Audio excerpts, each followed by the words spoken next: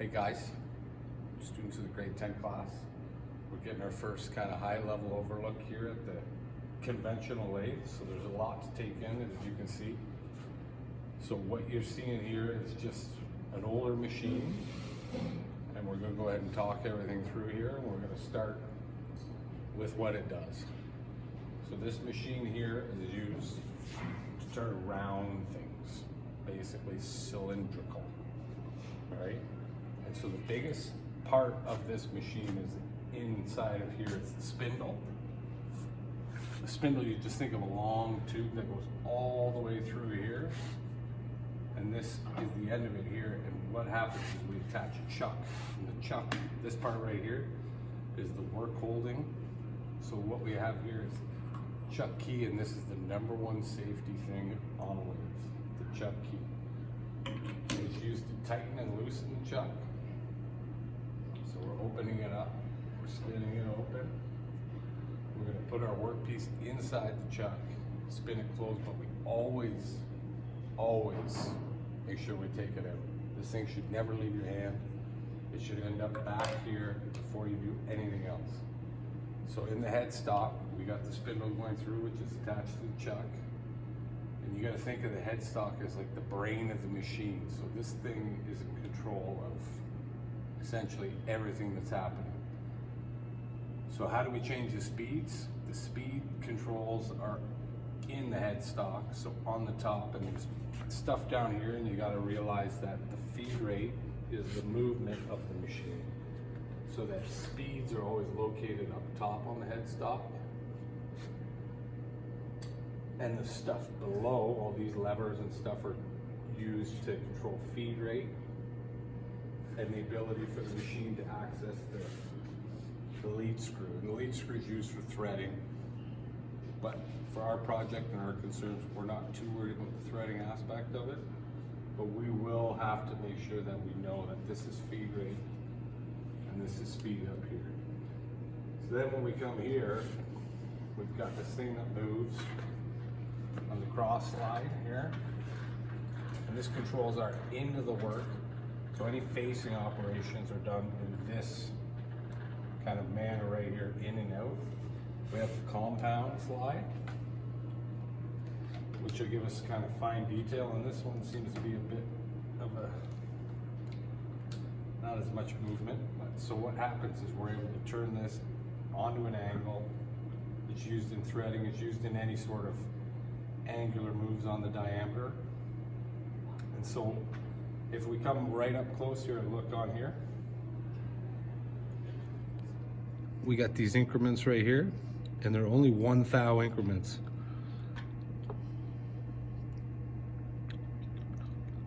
So basically when you turn this, you can see it's 100, 120, 140, 160, 180. So this is in 2 thou increments. Most lathes are either 1 to 2 thou increments. So down here we've got this bigger handle down here, which is our, basically lets us do our longitudinal moves. So if we have a longer shaft in the spindle, we're able to turn it on and move along that diameter, like along the length of the part like this. This one goes in on the face. Down here you're going to see a couple more handles. So this one down here, it'll be sitting inside of a cross. So what you're going to notice is that it's got up, actually sends this way, the down pulls it back this way. There's one that goes this way that'll feed the machine this way, and there's one that'll feed the machine back this way. Then we have back here is our tailstock, and our tailstock kind of works in line with our spindle. So the spindle is this big of an imaginary straight line from the back of the machine to the center of this chuck right here.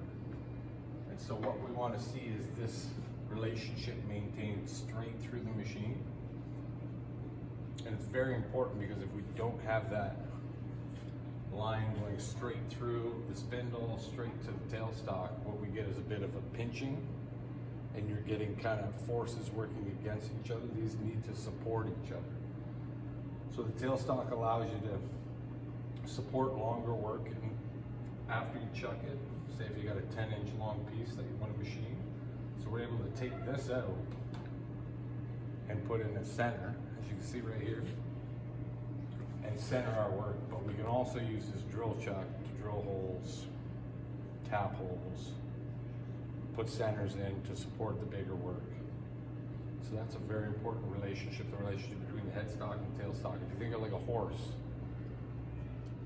the horse's head right there and the horse's tailstock right here, okay? And then the last thing I want you to know is the clutch.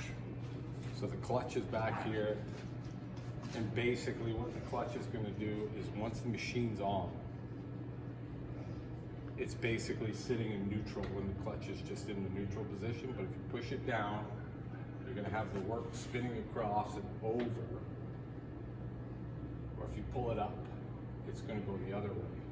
Most times, if not pretty much all the time, you're going to want the work spinning over in this direction because you want your work to cross over the face of the tool. You want to avoid the work coming from underneath the tool and pulling up on the tool. The machine's designed in a manner where you spin this into the tool and the pressure goes down through here into the saddle, into this whole carriage setup here. So it's very important that you realize that you need to understand which way your machine or your part is rotating. You need it to feed down and into the tool as opposed to under lifting at the tool. Here we got this bigger guard right here for longer shafts, but for most stuff you'll be doing in the shop, you can probably just use the shorter. And this is just a means of protecting you from anything that might come flying out, little chips, stuff like that, just so it's not hitting you in the face. Biggest safety takeaway here, glasses are an always when you're running the lathe, and no gloves. You can't be wearing gloves when you're in the shop on a lathe, because what's happening is we're cutting along, making stringy chips, they'll actually grab material. You gotta make sure there's no loose sleeves, loose bracelets, rings, any of that stuff on a lathe. At the bottom here is the chip bed, and this is the overall kind of bed of the machine. So everything sits up on this bed, and this supports everything in the machine. So this whole carriage assembly is supported by the lathe bed. It supports the tailstock, and it comes all the way through to the headstock. So from there, we pretty much have everything we need to start up the machine. But it's important to remember when we're looking at these tools is the alignment of the tool to the workpiece. We got to make sure that the height adjustment of the tool is such that it's hitting at the center, like the apex of the part on the side. We want to avoid being above it or too far below it. We're better off to be a little bit below it as opposed to being above it, because when we're above it, what happens is we're going to get a lot of chatter and the tools aren't going to work effectively like they should. So when we come in here to do our project, you're going to notice all the machines in here are a little bit different from each other, but that's okay. The important thing is the levers on the top of the headstock control speed. Down here is feed, clutches, and then movement in here. And the first thing I want you to do when you get on the machine is kind of get aware of everything and see where everything is. And just have a little bit of time to play with it, kind of move it around and get an understanding before you turn the machine on. So that kind of wraps up our little safety lesson for today, but moving forward, you got any questions, feel free to reach out and we will be happy to help you out. And let's hope for good things in our lathe project. Thanks.